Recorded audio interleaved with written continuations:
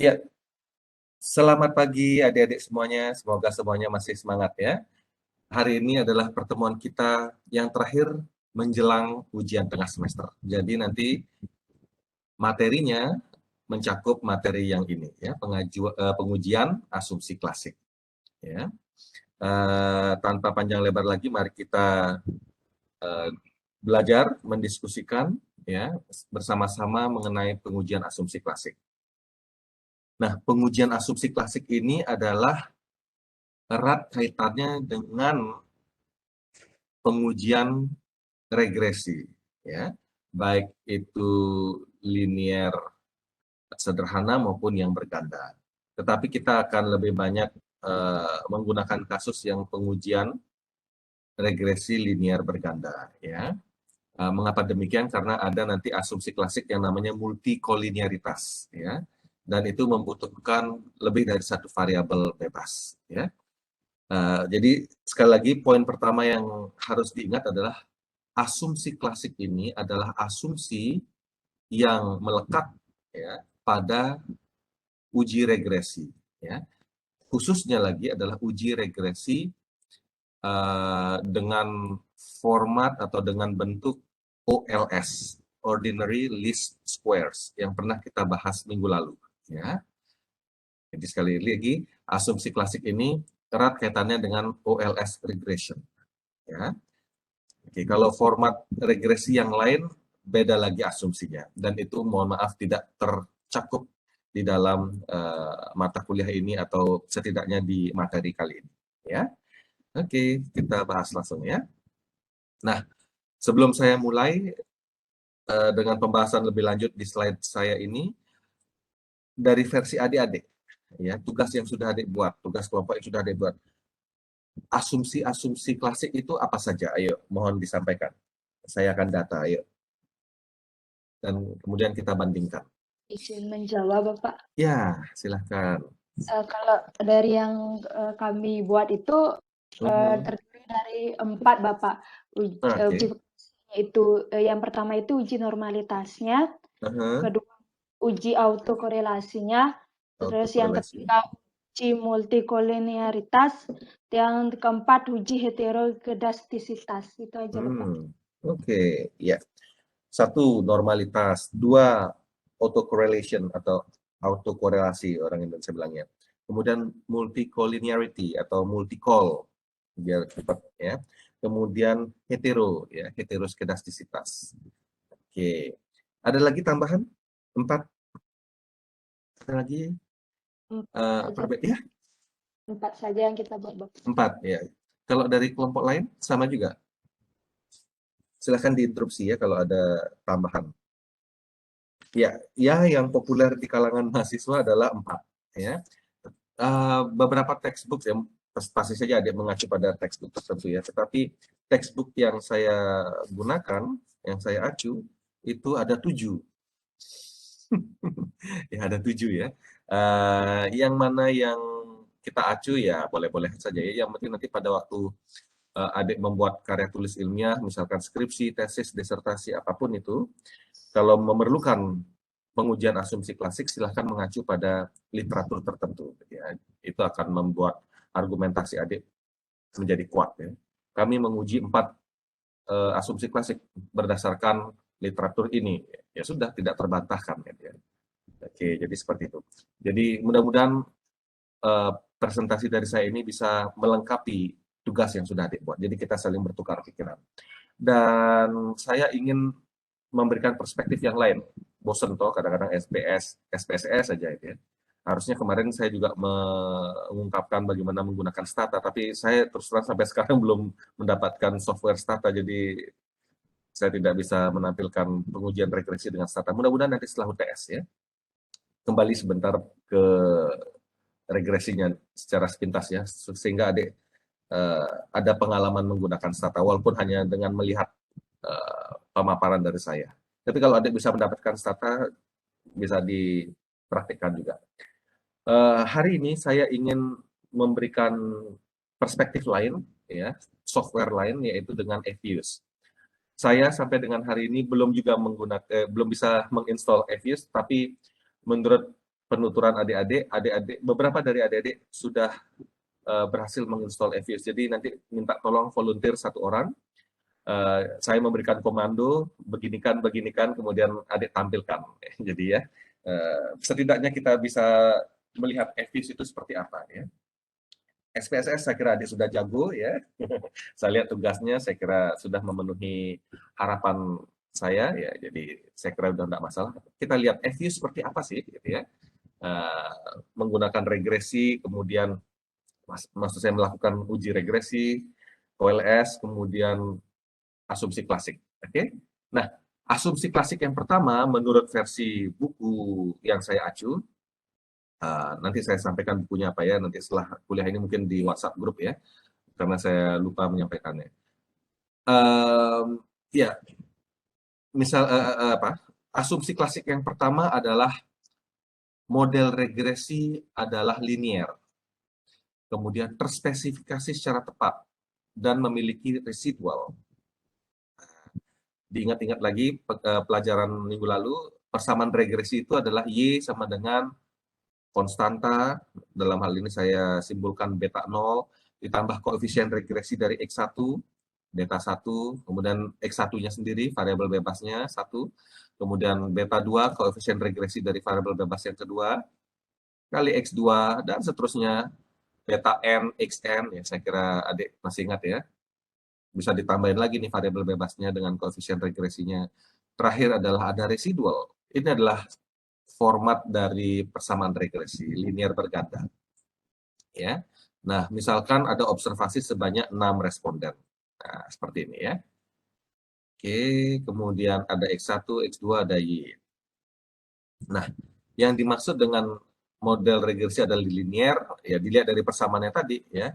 Jadi hubungan antara X1 dengan Y adalah linear, asumsi X2 dan seterusnya adalah konstan atau ceteris paribus ya. Kemudian X2 dengan Y linear. Jadi masing-masing variabel bebas pada Y itu pengaruhnya adalah linear ya, atau hubungannya adalah linear. Oke. Jadi seperti itu. Jadi kalau dibuatkan grafiknya, maka ya 2 dimensi, ada yang vertikal, ada yang horizontal. Ya, yang horizontal adalah X, variabel bebasnya, yang vertikal adalah Y atau variabel terikatnya. Jadi seperti itu. Tinggal diplot. Nah, inilah dia pengaruh yang linear. Jadi model regresi adalah linear. Ya, asumsi klasik yang pertama. Asumsi klasik yang kedua, terspesifikasi secara tepat. Nah, apa maksudnya terspesifikasi secara tepat? Ya oke. Ini masih yang linear ini ya. Saya kira kemarin kita sudah bahas ini ya. Asumsi linear berarti ada garis lurus yang harus dibuat antara X1 dengan Y gitu ya. Nah, kalau ada banyak titik, maka ada banyak kemungkinan garis lurus. Minggu lalu kita sudah bahas ini ya. Tetapi kemudian garis lurusnya bukan seperti model tadi yang menghubungkan titik-titik ini, tetapi mencoba memprediksi ya, garis ini mencoba memprediksi sehingga residualnya, jumlah kuadrat residualnya itu yang paling kecil, makanya namanya OLS ya, least squares. Oke. Nah, ada banyak garis. Nah, kita coba fokuskan pada 2 garis terakhir yang ini ya. Garis pertama seperti apa? Lihat di sini ya. Ini adalah garis regresi, kemungkinan garis regresi yang pertama. Kita lihat sini jaraknya, residual itu jaraknya, jarak antara titik observasi dengan titik di garis prediksi. Ya. Oh, ini jaraknya jauh-jauh. Maka dugaan kita adalah tanpa menghitung pun ini kuadrat jumlah residualnya lumayan tinggi ya, karena distance-nya sangat besar. Berbeda dengan yang garis yang nomor 2 ini, garis prediksi yang nomor 2 atau LS yang kedua, jaraknya lebih pendek-pendek. Ya, ada yang positif, ada yang negatif. Ya. Nah, itu dikuadratkan, kemudian dijumlahkan. Nah, itu ya. Nah, ini yang garis pertama kita lihat jaraknya jauh-jauh. Ya. Total kuadrat error katakanlah 474. Ini data ilustratif ya. Karena ini ngarang-ngarang buat garisnya ya. Anggaplah seperti ini ya angkanya. Oke, intinya jumlah kuadrat errornya lumayan besar, 400-an ya. Berbeda dengan yang kedua, jaraknya kelihatan jelas lebih pendek-pendek ya. Nah, itu katakanlah jumlah kuadrat errornya adalah 65. Ini data ilustratif. Kemarin kita coba cek dengan data yang sebenarnya, berapa itu 47, sekian kalau nggak salah ya. Nah, ada perbedaan. Nah, ini hanya data ilustratif ya, karena saya buat garis ngarang-ngarang. Ya. Oke, komputer akan lebih akurat. Tapi singkat cerita, data ilustratif ini menunjukkan bahwa oke, garis inilah yang memiliki jumlah kuadrat yang paling kecil, sehingga garis inilah yang dipilih. Sehingga persamaan inilah yang kemudian kita tentukan. Ya. Nah, linear terspesifikasi secara tepat itu artinya bahwa garis ini yang dipilih adalah garis yang linear, tentu saja ya. Dan terspesifikasi secara tepat itu berarti garis linear yang kita pilih adalah garis linear dengan jumlah kuadrat yang paling kecil. Nah, itulah yang dimaksud dengan linear terspesifikasi secara tepat. Dan biarkan komputer atau software yang menentukannya, gitu ya. Oke, nah kemudian memiliki residual. Nah, jelas ya tadi sudah kita simak bersama, memiliki residual itu artinya ini ada errornya itu ya, dan menentukan garis ini, garis OLS ini adalah berdasarkan residual. Jadi clear ya. Jadi sudah satu paket. Asumsi klasik yang pertama adalah model regresinya, persamaan regresinya adalah persamaan linear. Kemudian persamaan yang dipilih itu adalah persamaan dengan jumlah kuadrat residual yang paling kecil, terspesifikasi secara tepat ya. Dan memiliki residual tentu saja ya. Karena apa? Keputusan persamaan regresi itu didasarkan dari residualnya. Oke. Nah, ini ada catatan dari saya. Mas. Ya, ini. Mengenai model regresi berganda. Berapa banyak variabel bebas yang mesti saya masukkan di dalam model riset saya? Tidak ada rule of thumb, ya, tidak ada apa itu peraturan atau persyaratan yang digariskan oleh literatur tertentu. Ya. Semua itu masalah judgement dari peneliti dan hasil dari pengujian-pengujian statistik. Ya. Jadi setidaknya jumlah variabel bebas jangan terlalu banyak, jangan juga terlalu sedikit. Karena ini memiliki konsekuensi-konsekuensi. Ya. Kalau terlalu sedikit, ada kemungkinan bahwa koefisien determinasi menunjukkan bahwa kita melakukan ignorance, pengabaian terhadap variabel bebas lain yang seharusnya bisa menjelaskan variasi nilai Y yang lebih baik. Gitu ya. Ingat kemarin kita lihat R kuadratnya ya di persamaan regresi. Kalau persamaan regresinya itu menunjukkan koefisien determinasi atau R kuadrat itu katakanlah cuma 0,2 sekian, artinya 20%. Itu artinya variabel bebas yang terpilih, yang kita masukkan dalam model, itu memiliki kemampuan menjelaskan variasi nilai variabel terikat sangat rendah, ya, relatif rendah, 20%. Sedangkan 80% lainnya seharusnya dapat dijelaskan oleh variabel bebas lain yang tidak dimasukkan dalam model. Nah, itu maksudnya ya. Nah, sehingga kalau jumlah variabel bebas yang terlalu sedikit, mungkin ada indikasi pengabaian ini. Ya. Nah, tetapi kalau terlalu banyak, ada kemungkinan terjadi multikolinearitas. Gitu ya.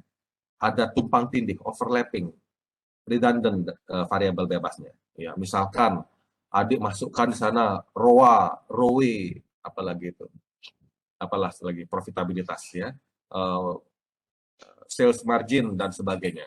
Ada 3 variabel adik masukkan. Padahal semua variabel itu, 3 variabel itu memproksikan hal yang sama, yaitu profitabilitas. Ya, jadi ada berlebihan, redundant variabel bebasnya. Overlapping juga di sana kasusnya. Ya. Nah, jadi mestinya dipilih saja apakah ROE atau ROA atau proksi profitabilitas yang lainnya. Gitu ya. Itu juga misalkan likuiditas. Adik meneliti pengaruh profitabilitas, likuiditas, dan sebagainya terhadap apa. Gitu ya. Nah, profitabilitas adik ROA, ROE, sales margin, apalagi ya. Semua adik sebutin, semua adik masukkan ke sana. Ya. Nah, kemudian likuiditas, ada current ratio, ada quick ratio, ada apa lagi itu? Apa lagi sih? Current ratio, quick ratio, apa lagi deh? Ya, macam-macam lagi lah ya. Jadi ada lebih dari satu variabel, lebih dari satu proksi untuk satu faktor yang dimasukkan itu. Ya. Jadi ini yang menyebabkan redundant dan overlap. Gitu ya. Jadi hindari yang seperti itu. Kemudian ya tidak ada konvensi kesepakatan rule of thumb tentang berapa jumlah variabel bebas yang seharusnya, gitu ya. Dalam beberapa kasus satu variabel bebas bisa menjelaskan, sangat powerful dalam menjelaskan Y, gitu ya, variabel terikat. Contohnya ini ada teori permintaan yang katanya kuantitas yang diminta dari suatu barang hanya bisa sangat dipengaruhi oleh price, dan inilah adalah variabel bebas yang paling powerful. Sementara variabel bebas yang lainnya itu diasumsikan ceteris paribus.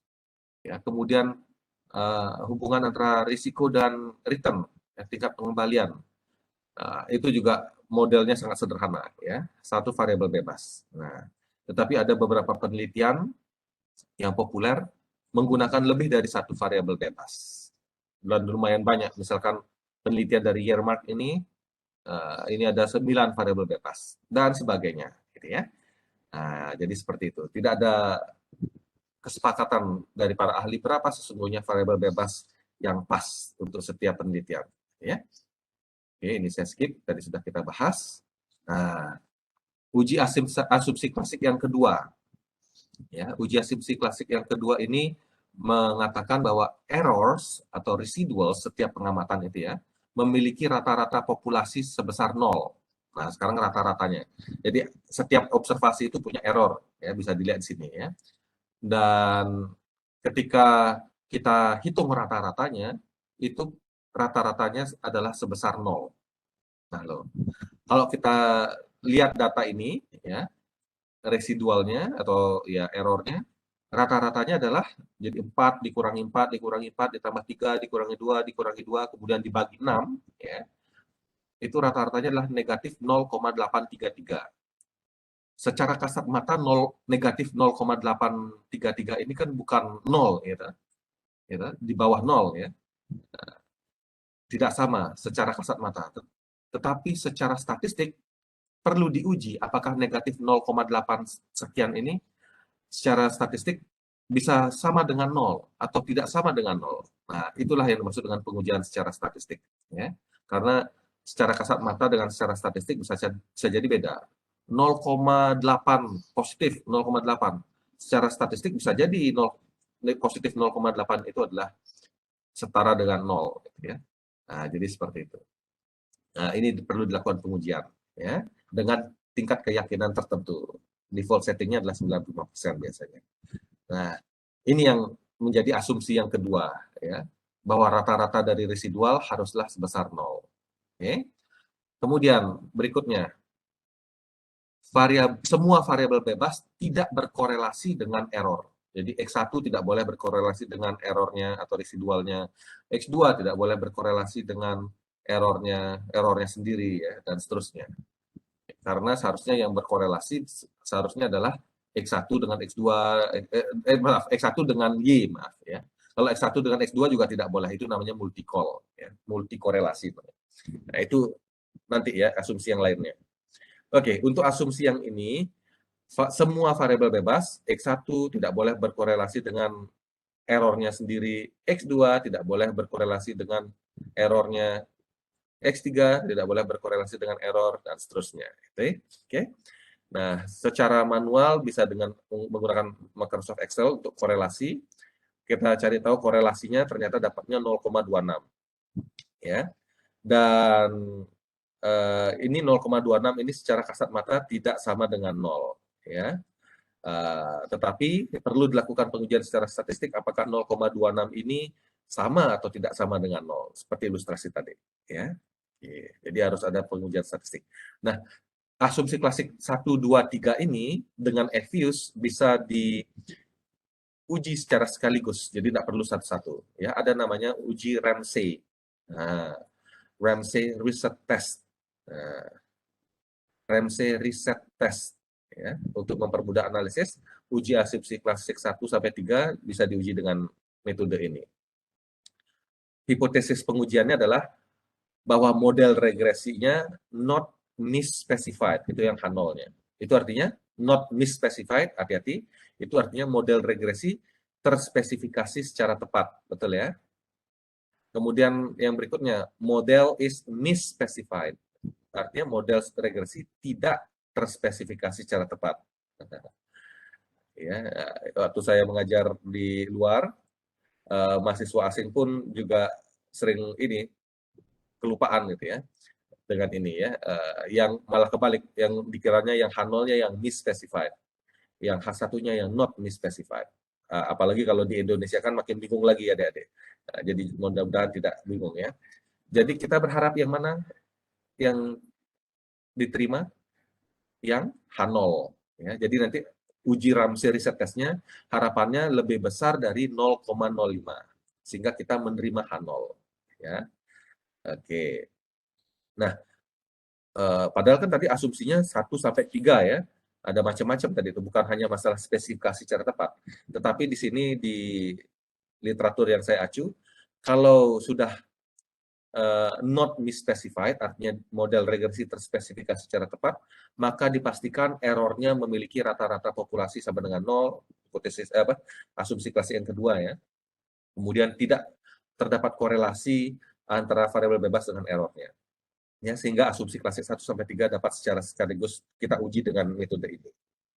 Gitu ya. Nah, ini outputnya ya. Variabel bebas X1 diuji dengan Y-nya seperti ini ya. Oke. Jadi seperti itu. Ya. Nah, bagaimana cara mengujinya? Sebentar kita ini kan ya lakukan pengujiannya. Nah, kemudian yang kedua, uji asumsi klasik yang ketiga ya. Ini namanya autokorelasi atau autocorrelation. Ya, tadi adik sebutkan Nari. Dek Nari ya tadi sempat menyampaikan salah satunya adalah uji autokorelasi. Apa sih yang dimaksud dengan autokorelasi itu? Autokorelasi itu artinya bahwa error itu berkorelasi satu sama lainnya. Jadi error pengamatan satu dengan pengamatan kedua, ketiga, dan seterusnya ini saling berkorelasi. Ya, itu namanya masalah autokorelasi. Tidak terdapat autokorelasi artinya tidak ada korelasi satu sama lain antara error yang satu dengan yang lainnya, gitu ya. Oke, jadi OLS model regresi kita seharusnya atau sebaiknya tidak berkorelasi errornya satu dengan lainnya. Itu harapan kita. Ya, model regresi yang baik adalah model regresi yang errornya pengamatan satu dengan lainnya itu tidak saling berkorelasi. Ya.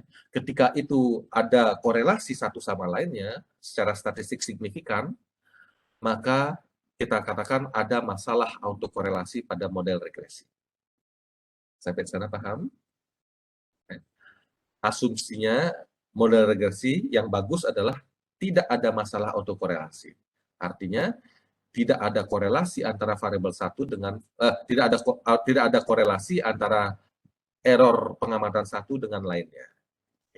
Gimana cara menentukan ini? Ada tiga metode pengujian yang bisa dilakukan di Efuse. Efuse jadul saya yang sudah saya bagikan ya. Yang saya sendiri tidak bisa menginstallnya. Ya, yang pertama adalah Darwin-Watson.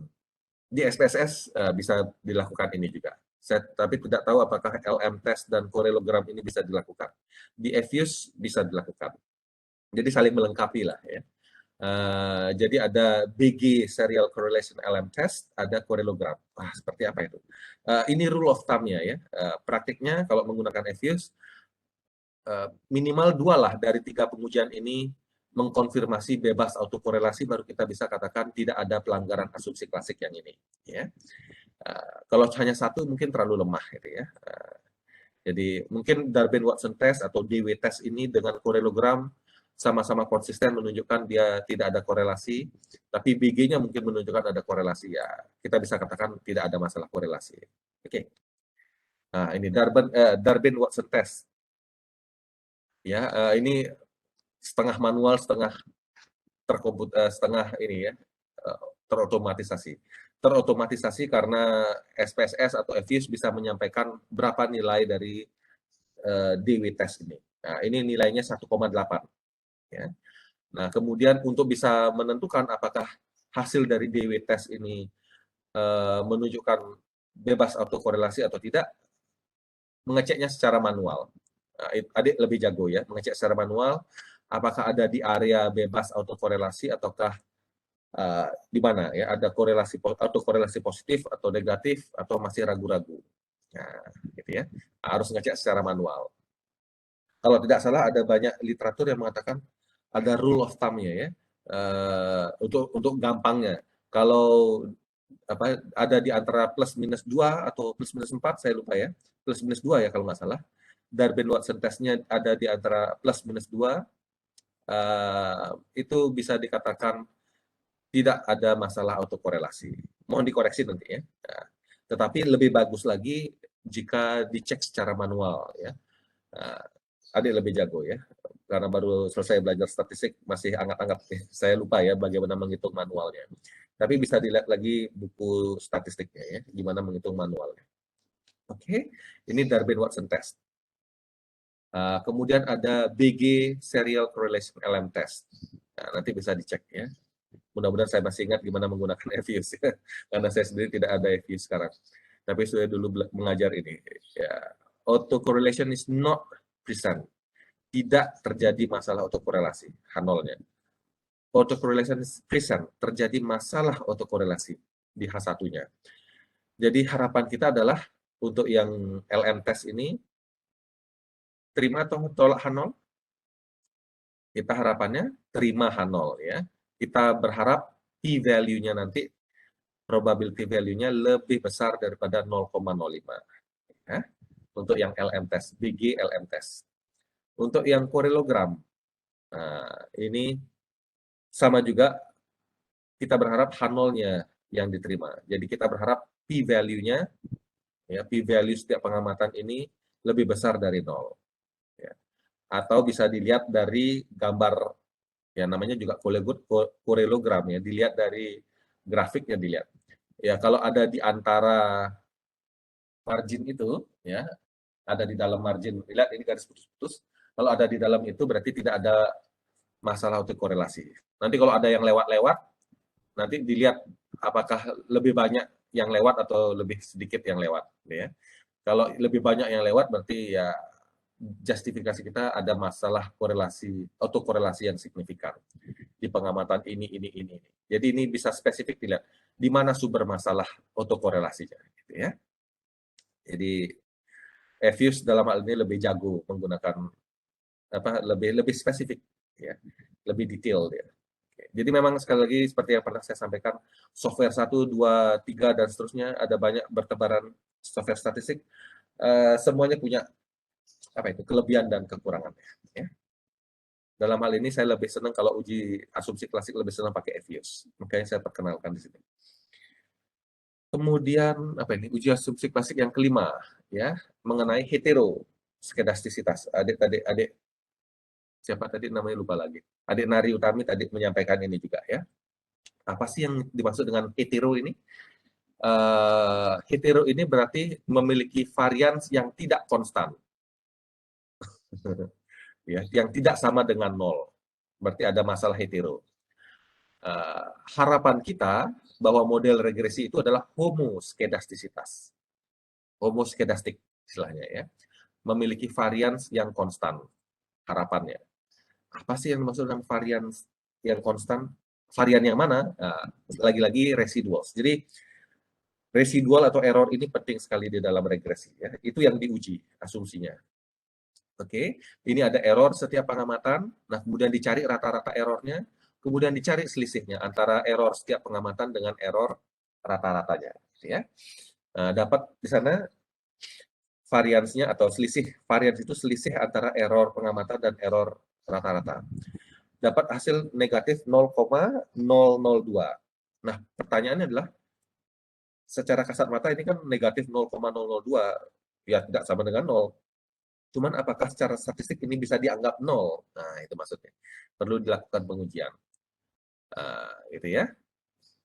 Kalau dia sama dengan 0, berarti dia memiliki varians yang konstan. Dan itu berarti bagus, ya terjadi homoskedastisitas, bagus. Tapi kalau tidak konstan, berarti hetero, beragam, ya berbeda. Jadi ada masalah heteroskedastisitas. Itu loh maksudnya. Ya. Mudah-mudahan nanti sambil teknisnya kita belajar, kembali lagi ke sini, adik semakin paham ya. Nah, ini rumusan hipotesisnya sama juga. Kita berharap H0 diterima. Ya. Tidak ada masalah heteroskedastisitas. Artinya, residuals adalah homoskedastik. Ya. Kita berharap p-value-nya lebih besar daripada 0,05. Ya, untuk pengujian homoskedastisitas. Oke. Nah, ya ini dia. Ini rumusan hipotesisnya, kemudian hasilnya ya di atas 0,05 berarti dia homoskedastik, berarti tidak ada masalah dengan heteroskedastisitas. Oke, paham ya? Nah, kemudian multicol. Apa itu multicol? Multicollinearitas. Berarti kalau ada terjadi masalah multicol, berarti variabel bebas satu berpengaruh terhadap atau berpengaruh pada variabel bebas yang lainnya. Dan kita tidak menginginkan itu. Yang kita inginkan adalah adanya pengaruh antara variabel bebas satu dengan variabel terikat. Betul ya? Kan kita ingin menguji itu. Menguji pengaruh antara apa itu salah satu kasus tadi adalah bagaimana apakah ada pengaruh antara biaya produksi dengan penjualan atau apalah itu ya. Nah, jadi seperti itu. Yang itu yang kita ingin uji. Ya, kita tidak menginginkan adanya pengaruh antara variabel bebas satu dengan variabel bebas lainnya. Misalkan biaya produksi dengan biaya gaji karyawan dan sebagainya. Kita tidak ingin ada pengaruh antara variabel bebas satu dengan lainnya. Oke. Ketika itu terjadi berarti ada masalah multikolinearitas. Ya. Cara mengujinya sama dengan SPSS dilihat dari VIF-nya ya. Variance Inflationary Factor. Cara manual, cuman di FUS jeleknya tidak bisa diuji secara statistik, tetapi ya dihitung manual gitu ya. 1 dibagi dengan 1 dikurangi R kuadrat. Nah, jadi seperti itu. Ya. Katanya rule of thumb-nya adalah kalau VIF ini lebih kecil dari 10, tidak terjadi masalah multicol. Lebih besar dari 10 juga multicollinearitasnya sedang. Tapi kalau VIF ini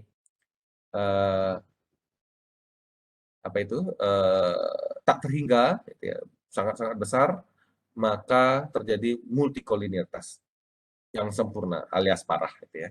Jadi manual book dari FUS merujuk ke ini, ya. Mungkin ada perbedaan di SPSS, saya nggak tahu ya. Intinya kalau dengan FUS ada level tertentu yang biasanya bisa diterima, gitu ya. Ya. Jadi seperti itu. Yang tidak bisa diterima alias parah adalah kalau nilai VIF-nya ini terlampau besar, gitu ya. Oke, singkat cerita seperti itu. Normalitas kita sudah bicara ini di pertemuan keberapa? Kedua ya kalau nggak salah. Ya, ada baiknya juga kita masukkan. Jadi error atau residual terdistribusi secara normal. Itu yang harapan kita terima ya, H0-nya. Kalau di FUS menggunakan ini ya, Jarque-Bera test. Ya, kalau di SPSS ada apa itu yang Smirnov itu ya, Kolmogorov-Smirnov dan sebagainya. Nah, kita kombinasikan. Jadi kita punya ilmu lagi ya. Ini tampilannya di FUS ya. Nanti kita coba ya. Probability-nya lebih besar dari 0,05 berarti kita terima H0-nya. Artinya residual terdistribusi normal ya. Coba lihat, Mas. Ya, residual terdistribusi normal. Nah, jadi seperti itu. Nah, seandainya kita berandai-andai, probabilitas ini lebih rendah daripada 0,05.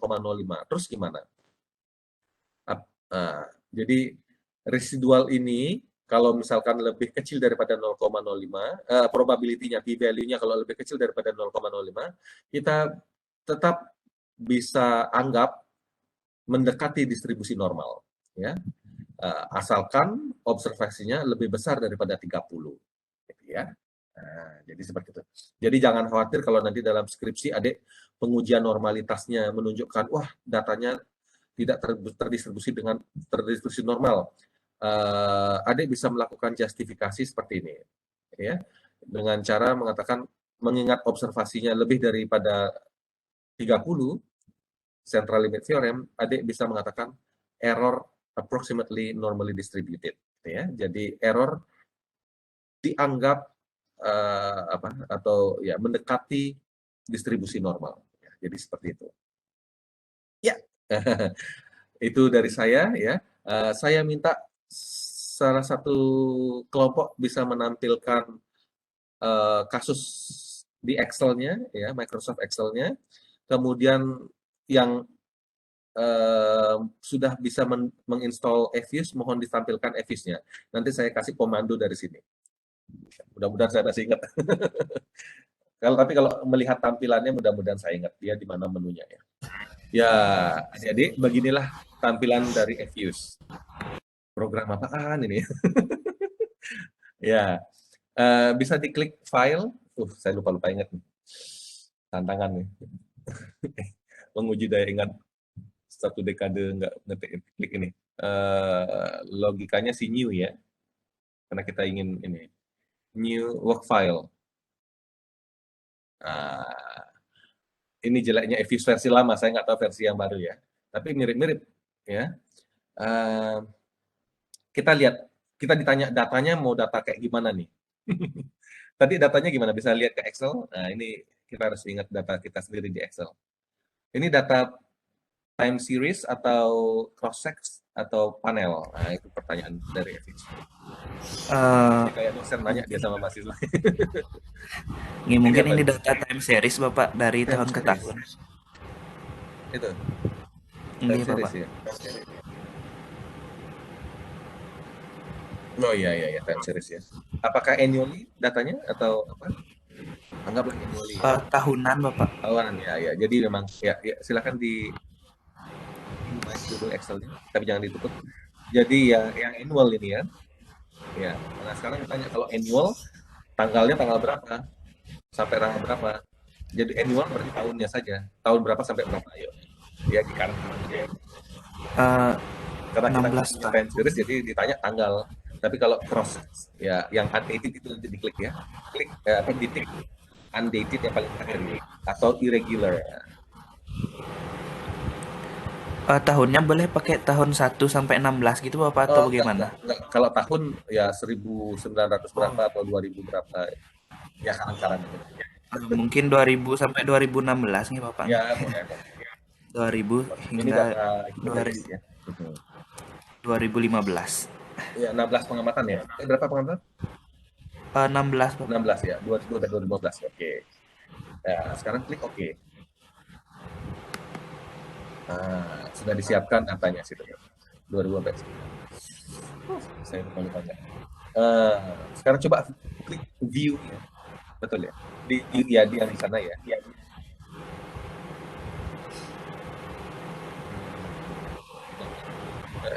Keluar dulu maksudnya. Prox coba proxnya.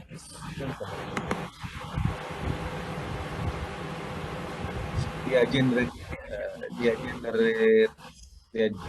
import maksudnya import sekalian aja. Import nih Bapak. Ya import. Import dari Excel ada nggak? Yang paling terakhir. Ya paling terakhir. Ya. Diam di sini. Tadi saya ada nyebut generate ya. Jadi adik bisa pakai ini dulu generate dulu. Jadi siapkan variabel-variabelnya. Ingat waktu SPSS kan ada view kalau nggak salah istilahnya. Boleh pakai itu dulu, namain dulu baru kasih datanya, atau ambil data dulu baru kasih nama. Sekarang kita yang import dulu deh, udah kadang. Import nih Bapak. Ya, import dari Excel. Ya silakan adik cari file. Mohon ditunggu ya Bapak, filenya belum disimpan. Oh iya, simpan dulu.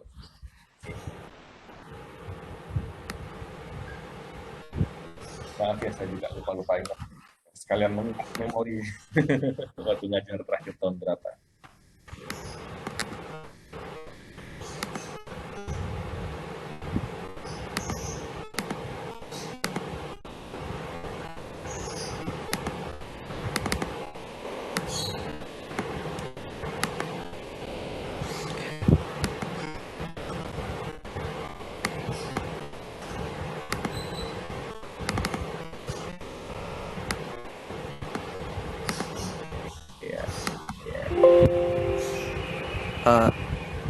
Unable. Iya. Ini karena lama mungkin karena XLSX ya. Yang L. Bisa diubah ke format yang Iya zaman Bapak. dodol. Ya, ini karena Evisnya dodol, dia minta yang dodol juga. Aneh. Kalau adik bisa dapat Evis yang terbaru, yang kekinian, ya lebih bagus. Yang masih banyak ada kelemahan.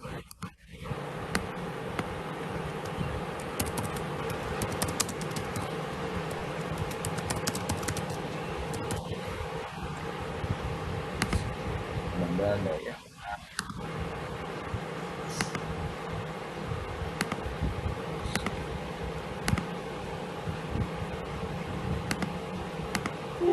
Guys. Ya karena adik masih open. Sorry. Ya XLS. Harus tapi jangan dibuka. Ya. Saya ingat. Iya Bapak. Ini banget Evis ini. Minta di close ya sekarang. Maaf ya, saya juga masih ingat yang XLS. Nah kan bagus. Ini sudah bisa Bapak. Nah ini saudara ini bawel lagi. Ditanya lagi kita. Yang di Excel itu apa itu? Ya by observations. Jadi per kolom, series in column, betul ya, itu betul ya, order of data, urutan datanya. Nah sekarang upper left data cell. Upper left data cell artinya apa? Sel apa itu? Tahu kan sel kalau di Excel ya, yang kursornya itu ya. Itu yang paling atas dan kiri atas itu, yang paling kiri atas itu di sel mana? Datanya. Ingat? Lupa ya. Nah, nanti diingat sebentar dulu. Karena kalau sudah dibuka nggak bisa lagi. Jadi hafalin dulu. Ya sudah, nggak apa-apa. Upper left data cell, kemudian nama worksheet-nya apa? Tadi sheet 1 kalau nggak salah. Itu kan saya sudah rubah namanya. Sheet 1. Ya, bisa ditulis dulu sheet 1.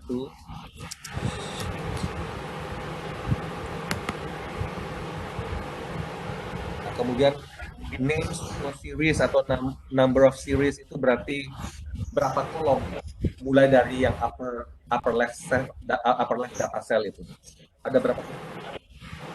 4 kolom ya? Bapak. 3 ya? Ada ya enggak usah yang nomor 3 kolom yang, Pak. 3 kolom. Ya 3 kolom, berarti 3. Ada 3. Ya. Nah, tinggal yang ini sekarang ada di sel berapa yang upper left. Nah, sekarang dibuka Excel-nya. Yang ini enggak usah saya lupa ya, apakah di close. Coba enggak di close dulu, biar nggak ngetik lagi. Saya lupa. Untuk ininya apakah termasuk labelnya atau datanya saja? Tidak, labelnya enggak termasuk, datanya saja. Makanya disebut data cell. Ya. Kalau dari B4, biar yang lainnya juga bisa ngelihat. Excel yang lain ya Bapak. Oh iya, Excel yang versi awal. Iya. Ya ini mana nih? Ini ya. Yang sheet 1, oke. Berarti B4. Nah, B4 terus ada 3 sel. 3 kolom maksudnya kan. X1, X2 dan Y. Oke. Berarti mulainya dari B4 ya. Ya silakan ditulis.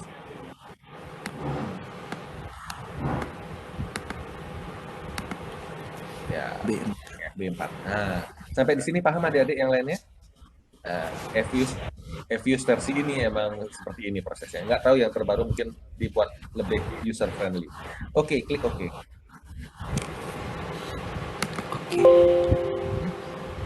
Excel 5.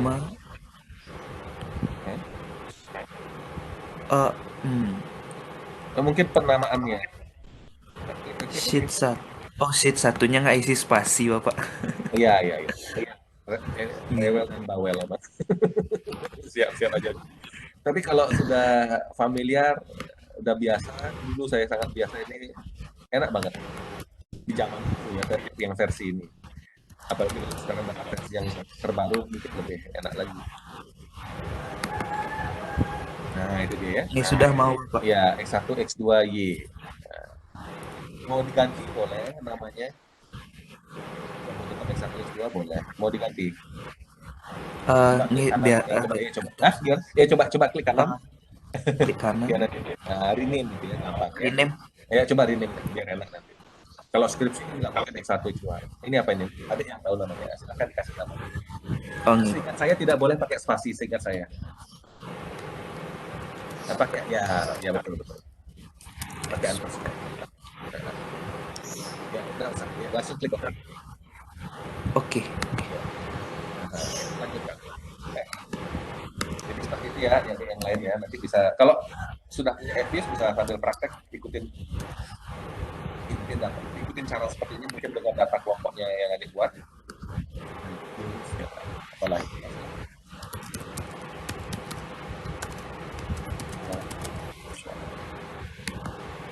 Ini sudah Bapak. Nah, gimana dong cara meregresikan pakai Evius? Ini kalau ada yang senang programming, ini mirip-mirip programming lah ya. Ketik LS. Boleh pakai huruf besar, boleh huruf kecil, boleh. Ya, huruf besar boleh. LS, kemudian apa? C, konstanta, ketik C, spasi, silahkan diketik variabel-variabelnya. Mulai dari variabel terikat dulu. LS, variabel terikat dulu, C, maaf. Diketik harga ekspor begitu nih Bapak? Iya, karena nama variabel bebasnya itu ya itu. Jadi setelah LS, jangan C dulu, maaf. C-nya iya. setelah ya. Jadi urutannya LS, variabel terikat. Jadi seperti persamaan regresi yang kita buat ya. Itu berarti kita menyuruh Evius, tolong dong regresikan dengan menggunakan least square, harga ekspor, kemudian C konstanta, ya Y sama dengan ya betul ya, Y sama dengan metanol, nah konstanta ya. Nah, kemudian baru diikuti dengan variabel bebasnya. Saya kira sensitif terhadap huruf besar huruf kecil, jadi coba aja pakai huruf kecil sesuai dengan namanya. Untuk apakah sudah benar begini Bapak, harga ekspor konstanta, kemudian untuk yang variabel bebas yang kedua di mana ya Bapak? Harga ekspor itu variabel bebas atau terikat? Bebas Bapak. Yang terikatnya deh.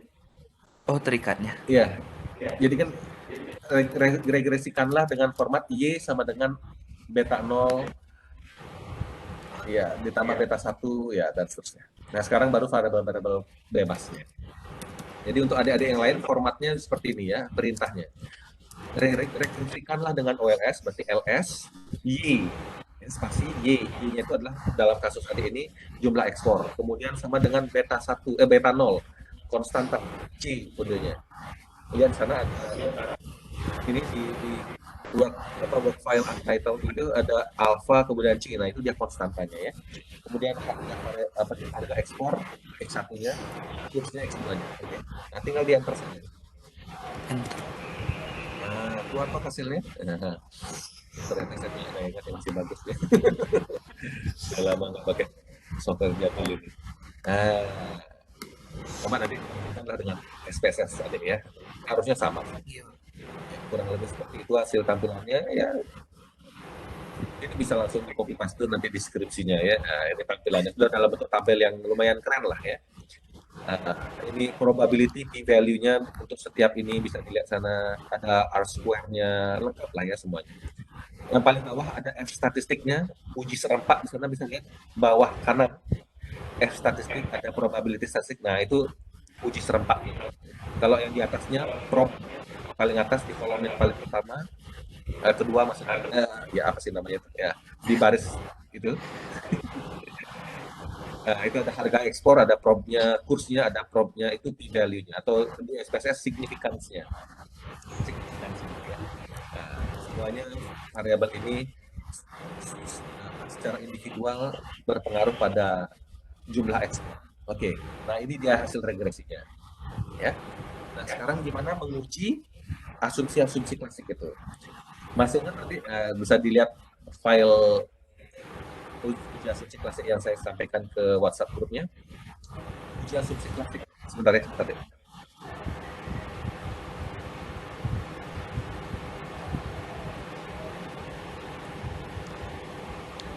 Ya, halo, saya kembali lagi.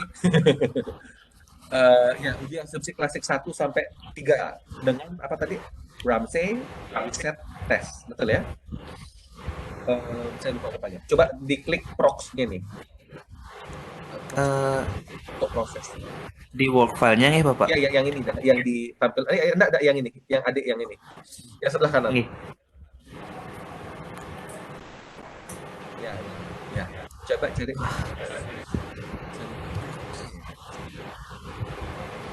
Ya, specify estimate. Ya, specify estimate. Spesifikasi. Ini, bukan. Ini untuk regresi jasa. Salah.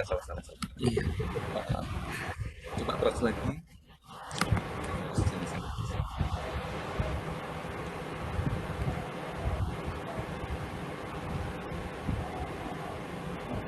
Bukan sana. View mungkin. Kalau yang sebenarnya view, ya ini dia. View, residual test kayak atau stability. Setelah itu cari. Nah, berarti stability. Ya, stability test, Ramsey reset test. Ya, ini ya. Ya, Ramsey reset test. Nah, itu dia. Number of fitted items, saya kira bebas. Saya kira dulu bisa ditulis satu atau berapapun. Enggak. Tapi hanya satu. Nih Bapak.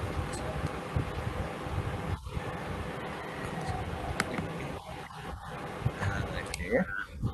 Nah, coba diketik 2 dan sebagainya, itu ya. Nah, jadi ini 0,8465 ini berarti H0 H0 diterima, ya. Berarti model ini terspesifikasi dengan benar, dengan tepat. Nah, berarti nggak ada masalah.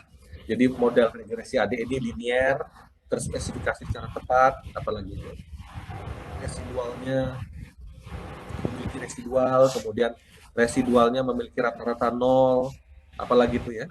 Mohon dicek nanti ya. Uji asumsi klasik 1 sampai 3 yang ada di PowerPoint tadi. Dan tidak berkorelasi residualnya dengan variabel bebas ya kalau nggak salah. Ya, asumsi klasik 1 sampai 3. Jadi nggak masalah untuk model penelitian AD ini. Nah, gitu ya. Nah, ini bisa disimpan deh. Saya lupa ngasih tahu tadi. Tadi kan sudah muncul output regresinya. Nah, tadi bisa disimpan dulu karena kalau mau melakukan pengujian lagi hilang lagi dia toh. Nah, untuk yang Ramsey reset test ini bisa disimpan, kasih klik name. Bisa name, kasih nama ya. Nah, bisa dikasih nama. Ini namanya apa? Uji apa namanya? Asumsi klasik 1 sampai 3 ya. Ini harus pakai, nggak bisa pakai spasi deh kayaknya. Oh iya. Iya, masih versi jadul. Uji asumsi 1 sampai 3 gitu lah atau apalah ya. Karena kayak terbatas juga ya. Oke. Ilegal. Tidak boleh pakai name, tidak boleh pakai negatif ya kayaknya. Ini memang program bawel ini. Ya, adik kasih nama sendiri lah senyaman. Yang penting nanti adik tahu, oke. Ketika masukkan ke Microsoft Word, itu namanya yang asumsi klasik. Oke, 1, 2, 3 boleh. Nih sampun. Sudah ada ya. Iya. Nah, sekarang lihat di sebelah kiri ini sudah ada uji asumsi 1, 2, 3 udah muncul. Nah, yang itu sudah simpan. Coba tekan enter sekarang yang di LS jumlah ekspor di komando ya, di komennya itu klik enter, tekan enter di LS-nya ya di samping kurs, setelah ya ketik enter. Nah, muncul ini, adik bisa kasih nama ini biar tidak lupa. Nah, ya, ini karena hasil regresi atau apalah ya, silahkan. Sehingga cepat harus menginterpretasikan di Microsoft Excel, diskusi adik tak perlu lagi ini gitu ya, karena sudah disimpan ya. Ini bisa di save, yang ini bisa di close. Sekarang apa ini? Oh, kecil Ya. Digedein dulu. Iya sudah. Yang ini di close, yang mana nih yang ya semua di close, yang kecuali yang ini, kecuali yang itu di close ya. Hasil-hasilnya di close dulu. Karena dikasih biar nggak terlalu banyak tabelnya, biar nggak bingung teman-temannya. Nah, kemudian coba di enter lagi setelah kurs itu, komennya di enter lagi. Ya, enter muncul lagi ini ya equation ya. Nah, kemudian kita uji asumsi klasik apa itu? Autokorelasi ya urutannya ya. Ya, autokorelasi. Nah, gimana cara autokorelasi dengan Darwin-Watson test ya? Betul ya? Darwin-Watson test. Di sana ada nggak? Nah, sudah ada di sini ya. Darwin-Watson sudah. test. Ya, oke lah. Sudah, nanti bisa dilihat lagi di outputnya tadi itu hasil regresi itu ya, filenya tadi itu. Karena tadi yang ini sudah disimpan. Nah, itu 2,16. Ya, inilah ya. 2,16 ini apakah ada di area apa itu? Area bebas korelasi atau tidak? Nah, adik yang lebih tahu ya. Gimana adik menurut adik? Kalau berdasarkan yang kami buat itu ini berada di area tidak ada autokorelasi, Oh, Bapak. oke, bebas atau korelasi. Kalau di bukunya dibilang berapa ininya? Apa istilahnya? Rule of Mungkin thumb. ada perhitungannya, Bapak. Ada perhitungannya betul ya. Iya. Ya, itu adik lebih jago ya. Anak-anak yang muda ini lebih jago kalau udah ngitung-ngitung. Tapi ada buku yang menggampangkan caranya ya roughly antara dua plus minus dua atau apa pokoknya atau kurang dari dua gitu ya. Itu Darwin Watsonnya berarti bebas autokorelasi. Nah, kalau yang 2,16 lebih bagusnya sih memang dihitung secara manual ya. Oke, kemudian dilihat di grafik itu ada di area mana dia. Oke, saya kira dipaham maksud saya ya. Berikutnya ada apa itu tadi? Sebentar saya cek dulu. Darwin Watson. Ya, LM test. Nah, masuk lagi ke apa tadi? View ya, view yang ini ya. Di equation ini betul. Bisa diklik view nih. Kursornya. Iya, view ya. Sudah. Di monitor saya belum muncul. Apa saya ada kendala internet sini? Ya sebentar. View masih belum muncul. Ada yang lain gimana? Kok kayak freeze ya? View gimana? Sepertinya ada kendala koneksi internet. Mohon ditunggu ya, Bapak. Oh iya. Saya ulang. Ya.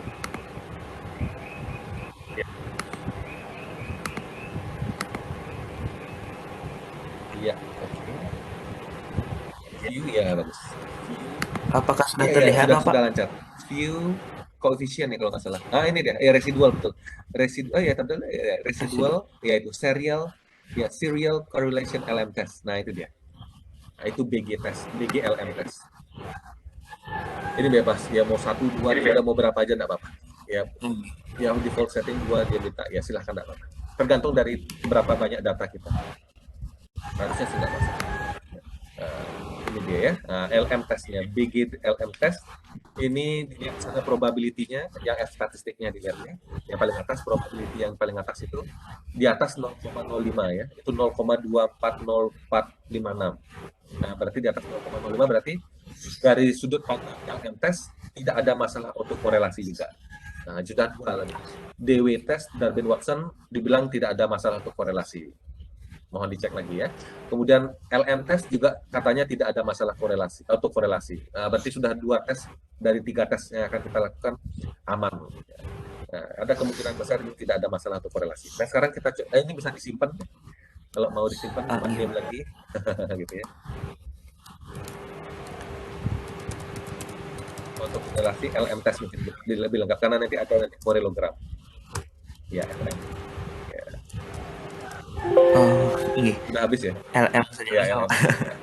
Ya, oke. Nah, saya kira masih bisa juga dipakai yang ini. Coba klik lagi view. Sekarang view. Nah, sekarang kita pakai korelogram. Residual test.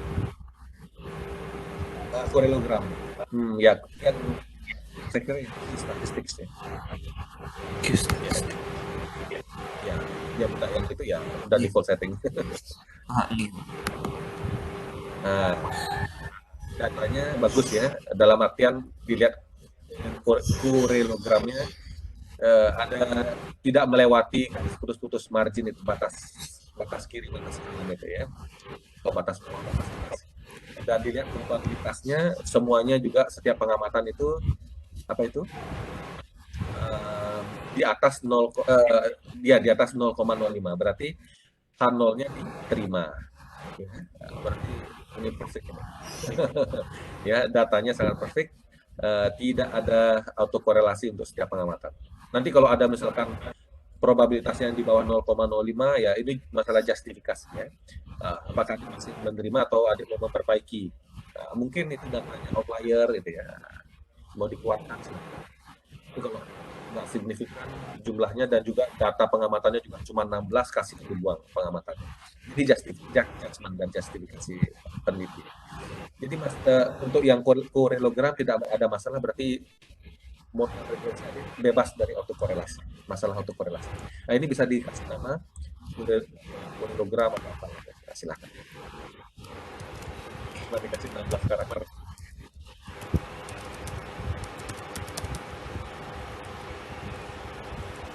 Ya, ya, ya, ya, korelogram sudah ada, regresi ada, ujian substitusi. Oh ininya hilang ya, autokorelasinya ada. Coba dipindahin ke kanan. Equation-nya hilang deh ya. Yang tadi disimpan autokorelasinya. Oh, nggih, hilang Bapak. Mungkin karena seperti di save as gitu Bapak. Oh iya, seharusnya coba freeze ya. Saya lupa freeze. Itu ada freeze.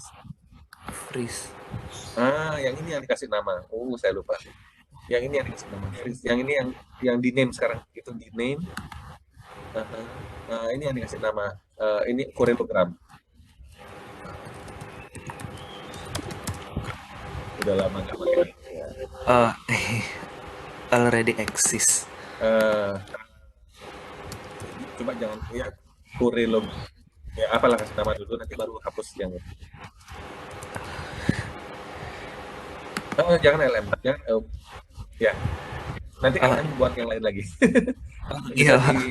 di name lagi, klik name lagi. Yang name tadi. Ini diganti jadi program. Pakai ya satu ya. Itu boleh. Iya, Pak. Ya. Yang ya. Di close saja, yang itu di X saja. Nah, sekarang coba yang ini equation ini equationnya coba di rename, klik name,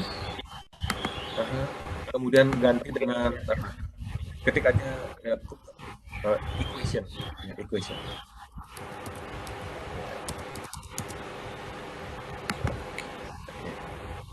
Oke, koreogram satunya dihilangin angka satunya biar rapi sih. Iya Bapak.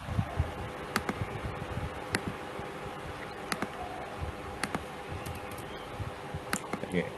Nah sekarang coba ya di equationnya lagi. Equationnya coba sekarang lagi LM testnya karena hilang LM testnya. Yang di atas dikit Bapak. Nah, yang ini aja. Yang sudah di equation ini ya. Tadi sudah kasih nama equation di view residual test. LM test ya. Ya, aja. Nah, yang ini di save sekarang, di freeze sekarang. Berarti untuk sebelum ngasih nama di freeze dulu ya, biar nggak hilang. Ya, freeze. Sudah di freeze baru dikasih nama, gitu ya. Oke. Ya, ini apa nih? LM test dikasih nama. Jadi outputnya itu di freeze dulu ya. Oke. Nah,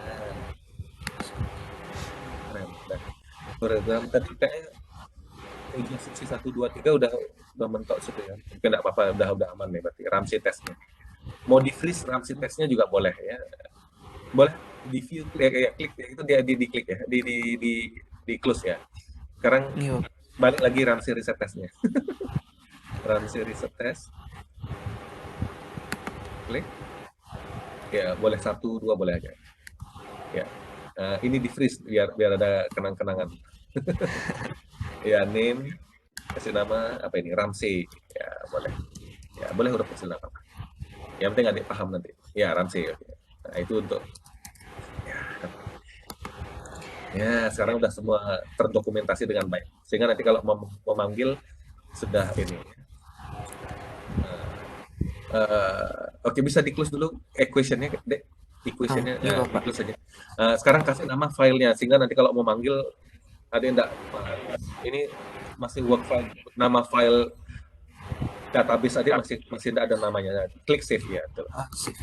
Yes. Kasih nama dulu. Siapa tahu mati lampu, ya isinya hilang, biar enggak nanti nangis ya. Udah ujian semuanya, ulang lagi dari awal. Ya, yang penting tahu di mana foldernya. Oke, sekarang sudah aman lah. Ya, oke. Kembali lagi ke equation-nya. Tadi kan equation-nya yang sudah tersimpan di bawah korelogram file-nya deh. Nah, equation. Ya, sehingga dia tak perlu lagi ngetik ls dan sebagainya. Nah, itu ya. Apa lagi berikutnya? Saya cek apa setelah itu korelasi apa sih? Hetero, ya. Betul ya? Nah, gimana cara menguji hetero? Heteroskedastisitas. Pakai white heteroskedasticity. Nah, coba dicari-cari. Di view-nya juga, kalau nggak salah. View stability test mungkin. Oh, bukan. Di atasnya berarti residual juga ya. Nah, itu white hetero. Ya. Bapak. Ya, ada dua. Ya, boleh-boleh aja. Saya juga lupa ini. No cross term atau cross term, saya kira nggak ada preferensi. Boleh. Oke. Nah, itu ya. White hetero. Wah, ini di bawah 0,05 ya. Nah, coba yang satu, coba mungkin yang dengan cross. Sama juga ya. Biasanya konsisten hasilnya. Cuman saya mohon maaf lupa apa bedanya. Ya, intinya adalah dengan pengujian white heteroskedasticitas ini, baik yang no cross term maupun dengan cross term, ternyata hasilnya menunjukkan terdapat masalah heteroskedasticitas. Ya. Jadi datanya apa itu residualnya gimana itu? Heteroskedasticitas berarti errornya atau residualnya memiliki varian yang tidak konstan. Nah, jadi gitu ya. Ada masalah itu. Ya nggak masalah, di save aja, di freeze dulu. Ya, kenangan. Freeze, kasih nama hetero. Ya, atau apalah ya. Heteroskedasticitas. Itu pengujian. Kalau di SPSS adik, kelompok adik gimana? Di SPSS juga nggih Pak, probability-nya kurang dari 0,05 Bapak. Oh, ada masalah hetero juga ya. Nggih. Nah, ya, masalah. Nah, berikutnya setelah hetero apa kita? Yang keenam multicall ya. Multicall ya dilihat VIF-nya. Ya ini bilangnya FUS enggak ada pengujian itu ya, harus ngitung secara manual ya. 1 dibagi 1 dikurangi R kuadrat. Ya, sendirilah ya. R kuadrat itu koefisien determinasi ya. Nah, itu nanti dilihat dari ini, dari equation-nya dia itu. Tapi bisa di enter setelah kurs itu yang komen itu. Komen ini dilihat R square-nya. R square 0,91% koefisien determinasinya. Nanti itu 1 dibagi 1 dikurangi 0,911 sekian itu. Hasilnya berapa itu VIF-nya untuk menguji multicall. Ya, apakah dia di bawah 10, sama dengan 10, di atas 10, atau sangat besar? Nanti dicek sendiri ya. Oke, kita abaikan multicall, nanti bisa dihitung manual ya, biar habis waktunya. Berikutnya terakhir apa itu normalitas, betul ya, pengujian asumsi klasik yang ketujuh yang terakhir. Dalam FUS bisa di close saja yang ini. Ya delete. Kita sudah punya file equation. View, klik maksud saya, klik view residual juga kalau nggak salah gitu. Ya, Bapak. Ya, betul. Histogram normalitas. Ya, betul. Klik itu. Nah, ini dia. Probability-nya 0,5 sekian di atas 0, berarti ya tidak ada masalah. Jadi datanya terdistribusi dengan normal. Nah, ya. Nah, ini bisa di freeze juga. Sekarang Anda sudah punya perspektif software yang lain. Silahkan bermain-main lagi ya dengan software ini. Ya. Oke, demikian dari saya ya, dan juga dari Wahyu. Silakan sekarang adik Wahyu mau melanjutkan dengan SPSS-nya boleh, atau adik yang lain boleh. Ayo, siapa yang mau? Nah, sekarang acaranya adik-adik. Kalau FU seperti ini menguji apa? Asumsi klasik. Nah, coba SPSS seperti apa? Nah, sehingga kita semua saya akan pengetahuan ini ya. Ya, Evis agak nyelimet, apalagi Evis zaman dodol seperti ini. Agak rewel dia nanya ini itu. SPSS lebih user friendly. Ya. Ini Bapak, terima kasih. Ya, terima Bapak. kasih banyak juga Dek Wahyu sudah didemonstrasikan. Mohon maaf saya tidak ada Evius, ya, padahal saya yang nyuplai ini file installernya. Oke, terima kasih. Kelompok lain atau kelompoknya Wahyu juga boleh? Kelompok lain ada yang mau mendemonstrasikan pengujian asumsi klasik dengan SPSS? Silahkan. Berikut ini data di SPSS-nya, yaitu X1 untuk inflasinya, X2 untuk PDB, dan variabel terikatnya yaitu Y ya, pertumbuhan ekonomi.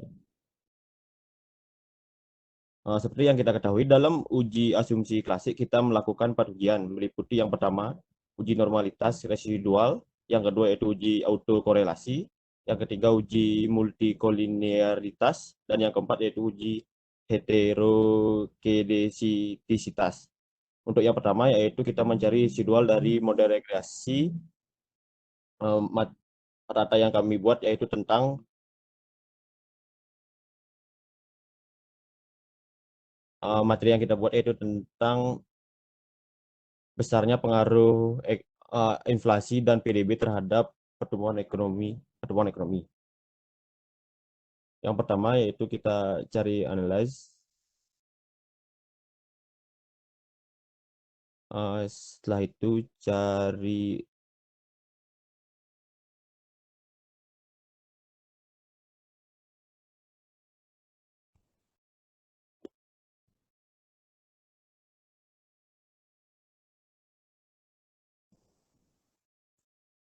regresi. Nah, regresi linier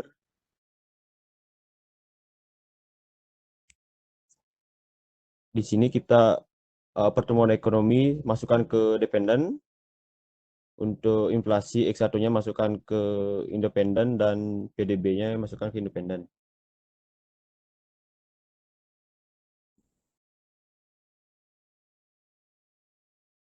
Kita cari shape centang pada residualnya unstandardized. Kita klik continue.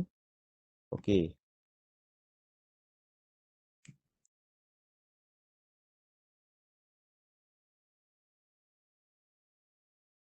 Nah, berikut ini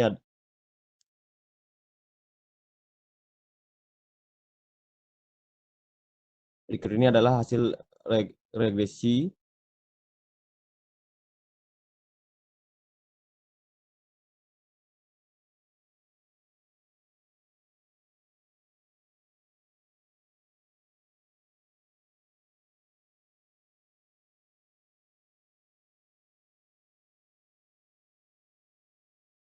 Adapun hasil regresinya dari olahan data tersebut dapat dibuat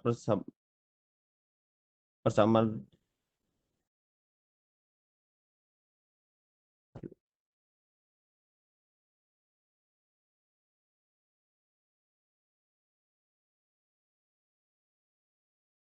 berikut ini.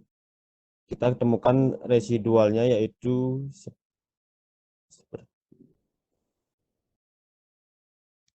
seperti ini. Berikutnya kita mencari melakukan uji normalitas regresi yang bertujuan untuk menguji apakah dalam residual dari model regresi yang kami buat berdistribusi normal atau tidak.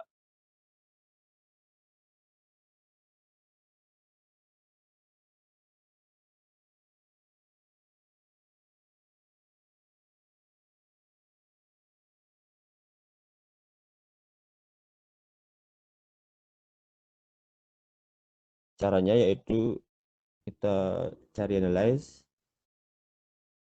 cari numeric non parametric test, regresi dialog, cari sampel KS. Untuk unstandard design-nya kita pindah ke kanan. Kita pencet OK.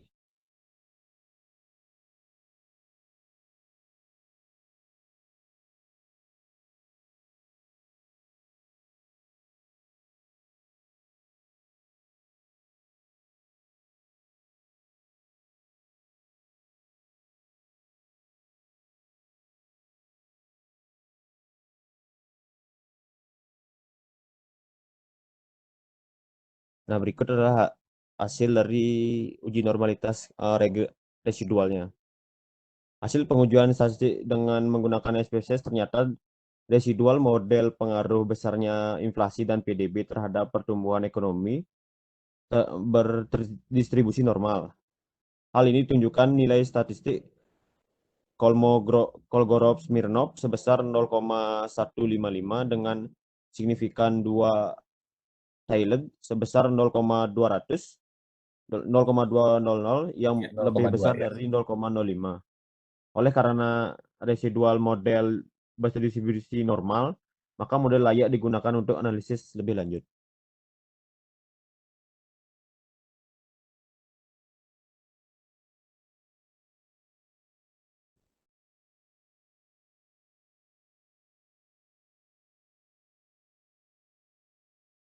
Baik, yang kedua yaitu uji autokorelasi. Jadi untuk melakukan uji autokorelasi yaitu dengan berikut.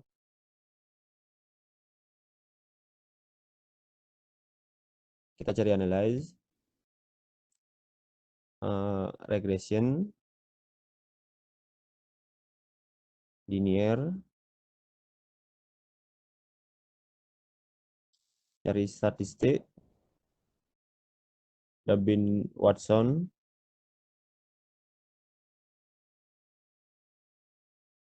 klik continue,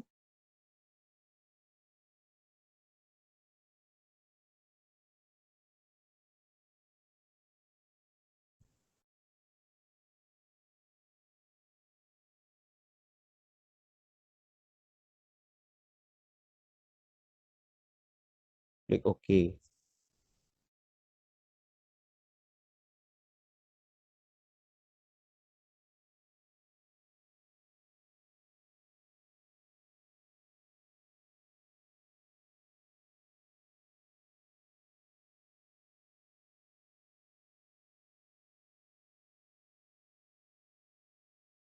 Berdasarkan hasil perhitungan SPSS didapatkan hasil Durbin-Watson sebesar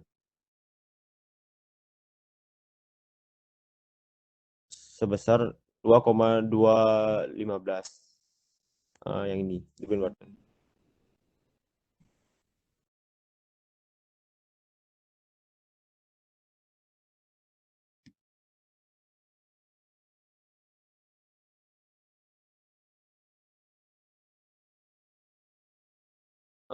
Kesimpulannya itu dengan level signifikan 0,5% untuk N sama dengan 10 dan jumlah variabel bebas sebanyak 2, didapatkan DL sebesar 0,70 dan DU-nya sebesar 1,64. Dengan demikian, D statistik berada pada daerah tidak ada autokorelasi atau model regresi mengenai pengaruh besarnya inflasi dan PDB terhadap pertumbuhan ekonomi, yaitu pertumbuhan ekonomi sama dengan 3,977 dikurang 0,377 inflasi ditambah 0,340 PDB tidak mengandung gejala autokorelasi sehingga layak dipakai untuk memprediksi. Bisa ditampilkan ininya, output Napi yang Darwin Watson-nya? Darwin Lux. Ini Pak, Mana dia? Oh iya, iya, itu dia. Iya, iya. yang Sorry, sorry, saya enggak. Iya, iya, itu dia. 2,215. Iya, ada di area bebas untuk korelasi. Oke, lanjut, lanjut.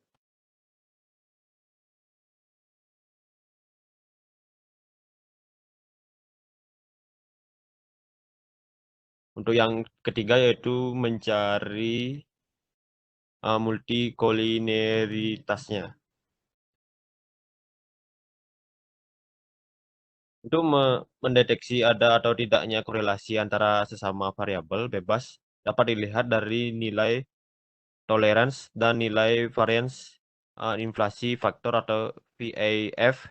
Jika nilai tolerance lebih dari 10% atau VIF kurang dari 10, maka dikatakan tidak ada multikolinearitas. Caranya yaitu yang pertama,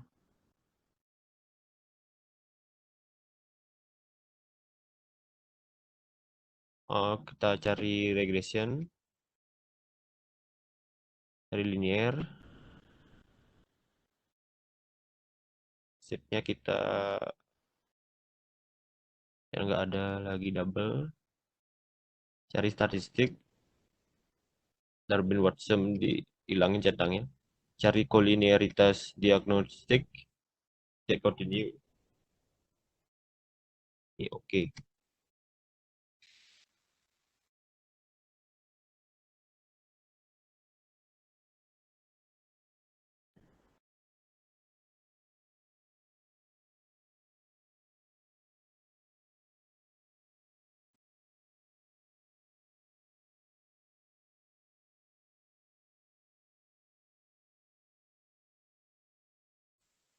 Berdasarkan hasil olahan data, ternyata koefisien toleransi lebih besar dari 0,10 dan VAF lebih kecil dari 10. Hal ini berarti bahwa model regresif pengaruh besarnya inflasi dan PDB terhadap pertumbuhan ekonomi yang dibuat tidak dapat gejala multikolinier sehingga model tersebut layak digunakan untuk memprediksi.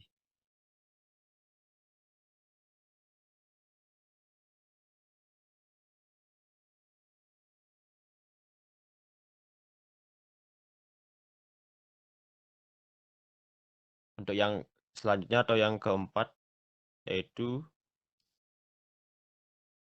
menguji heteroskedisitas dengan metode Glaser.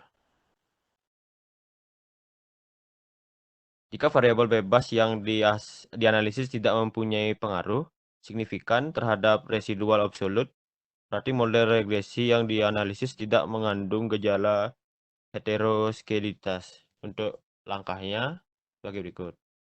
Pertama kita cari transform.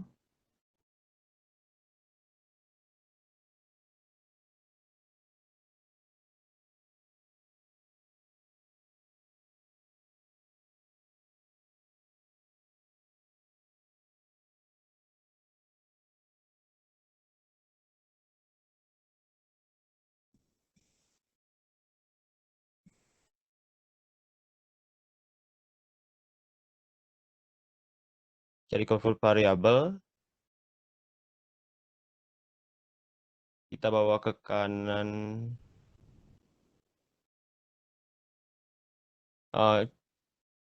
Di sini ketik average atau absolute residual.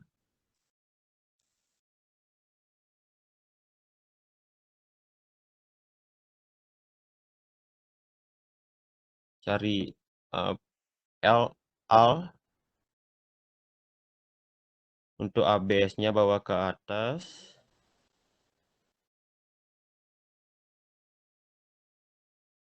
Untuk rest-nya bawa ke kanan.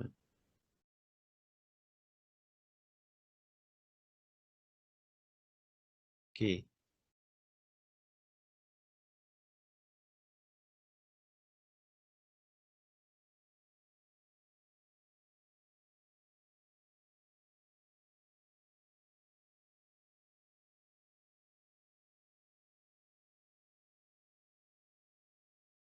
Ulang dulu Bapak.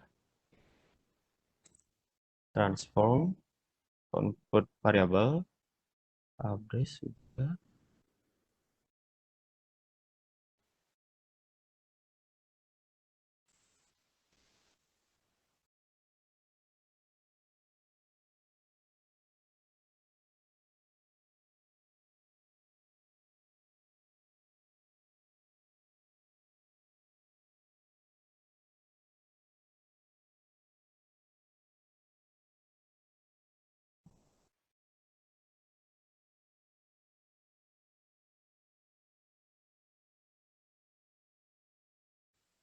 Selanjutnya kita cari analyze.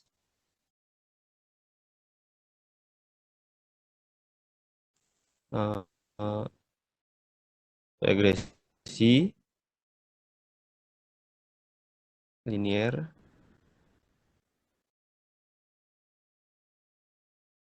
dibawa ke kiri dulu, average ke kanan,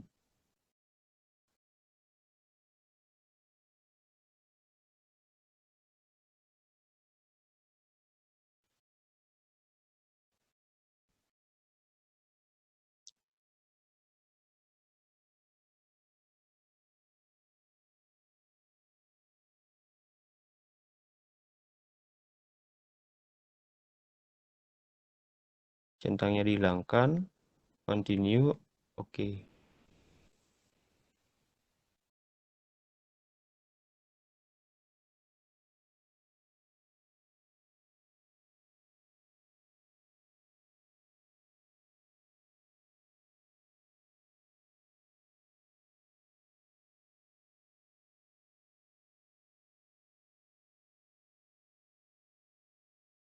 Ulang Bapak, salah kayak.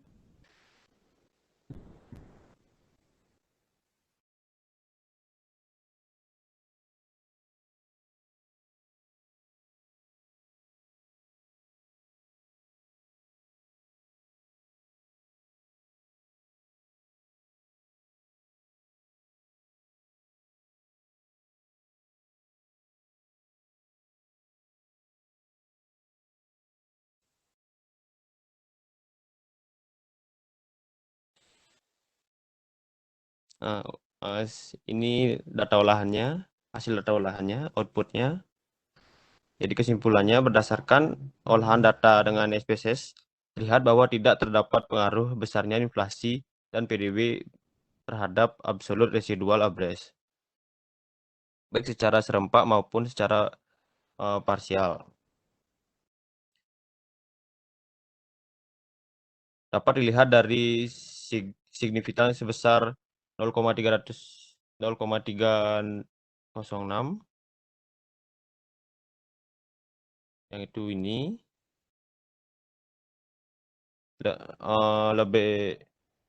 lebih besar dari 0,05. Begitu juga dengan signifikan inflasi dan PDB yang lebih besar dari 0,05, yaitu yang ini 0,026 dan 0,083.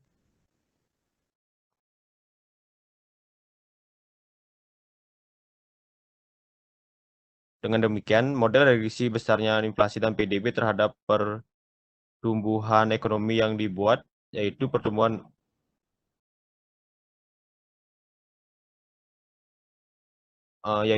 ekonomi 3,977 dikurang 0,037 inflasi dan 0,340 PDB tidak mengandung gejala multikolinearitas sehingga layak digunakan untuk memprediksi. Sekian dari saya Bapak, terima kasih. Iya, luar biasa. Terima kasih banyak sudah memaparkan pengujian asumsi klasik dengan SPSS ya. Luar biasa ya. Jadi mohon izin stop Iya, share. iya silakan. Jadi seperti itu ya, SPSS, FUS ada banyak variasi melakukan pengujian ya. Mudah-mudahan bermanfaat. Dan nanti setelah UTS mudah-mudahan kita semua bisa belajar tambahan lagi satu software ya, Stata ya. Ada lagi software lainnya kalau bisa kita pelajari sebanyak-banyaknya ya. Oke. Jadi saya kira itu ya, dalam pengujian asumsi klasik semua asumsi klasik kalau bisa diuji, ya. Kalau ada masalah, silahkan di-disclose, diungkapkan apa persoalannya. Seperti tadi yang kelompok 5 mengatakan ada persoalan di heteroskedasisitas, bahwa datanya tidak homogen. Bukan datanya, residualnya memiliki varian yang tidak homogen, alias hetero dia. Diungkapkan saja ada persoalan itu. Perkara adik mau melakukan remedi atau tidak, mau diperbaiki datanya atau tidak, ya silahkan. Kalaupun tidak, ya juga nggak masalah. Sepanjang adik tidak melakukan forecasting. Uji asumsi klasik ini menjadi sangat apa istilahnya ya, sifatnya memaksa dan harus tidak ada masalah asumsi klasik kalau tujuan riset adik adalah untuk melakukan forecasting atau apa istilahnya, peramalan ya. Dari persamaan regresi adik mencoba melakukan forecasting. Kalau itu maka asumsi klasik sangat strict harus dipenuhi. Tetapi kalau hanya ingin mengungkapkan, oh ternyata variabel ini berpengaruh positif, negatif, signifikan, yang begitu-begitu terhadap Y, uji asumsi klasik ini dilakukan hanya untuk mengkonfirmasi, menyatakan bahwa oke, kita tidak ada masalah di normalitas, apalagi itu multicol dan sebagainya, tetapi kita ada masalah di hetero, diungkapkan saja seperti itu. Ya. Tapi kalau adik bisa melakukan remedi, ya bisa. Mungkin dengan cara melakukan remedi itu adik bisa menghilangkan persoalan hetero. Kita nggak pernah tahu ya. Ada banyak literatur yang menyarankan begini cara melakukan remedi terhadap masalah multicol, masalah hetero, autokorelasi, ya nanti bisa diikuti. Ya. Misalkan ya kalau di konteks akuntansi, ukuran perusahaan, gitu ya, merupakan salah satu variabel bebasnya atau variabel kontrolnya sering sekali.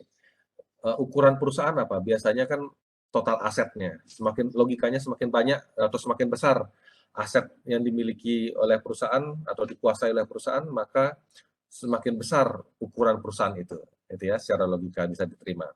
Nah, kemudian sedangkan variabel-variabel lainnya, termasuk variabel terikatnya, ternyata menggunakan rasio, ya, yang angkanya desimal. Sedangkan ukuran perusahaan angkanya dalam miliar rupiah. Wah, dari sini sudah ada bias di sana ya, dan mungkin menyebabkan salah satu uji asumsi klasiknya tidak terpenuhi. Ya. Nah, cara remedinya gimana? Yang total aset yang begitu besar ini bisa dilogaritmakan. Log total aset atau natural logaritma ln total aset ln total aset untuk ukuran perusahaan, sehingga angkanya bisa semakin kecil dan menjadi sebanding ya, istilahnya apa ya, bisa disandingkan dengan data-data rasio tadi itu, gitu ya, profitabilitas, likuiditas dan sebagainya. Sehingga biasnya semakin kecil dan mungkin bisa meremedi persoalan-persoalan asumsi klasik tadi. Nah, jadi seperti itu ya. Kalaupun seandainya tidak bisa mengubah hasilnya, dalam artian beberapa asumsi klasik tidak terpenuhi, ya sudah diungkapkan saja. Padahal sudah dengan berbagai cara yang disarankan oleh literatur, ternyata tetap saja ada masalah itu, ya diungkapkan saja. Ya, jadi seperti itu. Jadi jangan khawatir kalau misalkan ada persoalan normalitas, hetero dan sebagainya, gitu ya. Sepanjang adik sudah berusaha melakukan remedi, tetapi ya juga tidak bisa, ya sudah nggak apa-apa. Dan juga sepanjang adik tidak melakukan forecasting, saya kira itu bisa diterima ya. Daripada adik mengubah hasil output uji autokorelasi atau hetero, ya seharusnya ada masalah di sana, tetapi adik bilang tidak ada masalah karena adik memanipulasi, ya itu lebih tidak terhormat, gitu ya. Penelitian itu harus jujur, ya. Kalau memang ada masalah diungkapkan kalau kami sudah melakukan remedi, usaha perbaikan untuk mengatasi persoalan asumsi klasik ini, tetapi toh tetap juga tidak ada, ya inilah apa adanya, gitu ya. Oke, ya mudah-mudahan bisa bermanfaat ya. Ya, saya kira kalau tidak ada pertanyaan, kita bisa akhiri. Ya, saya kira demikian ya perkuliahan kita. Saya ucapkan terima kasih banyak atensi adik, kesungguhan adik dalam mengikuti perkuliahan ini sampai dengan pertemuan ke-7 ya. Siapkan diri dengan baik, jaga kesehatan, jangan sampai sakit pada waktu ujian nanti ya. Oke, terima kasih banyak. Sampai jumpa.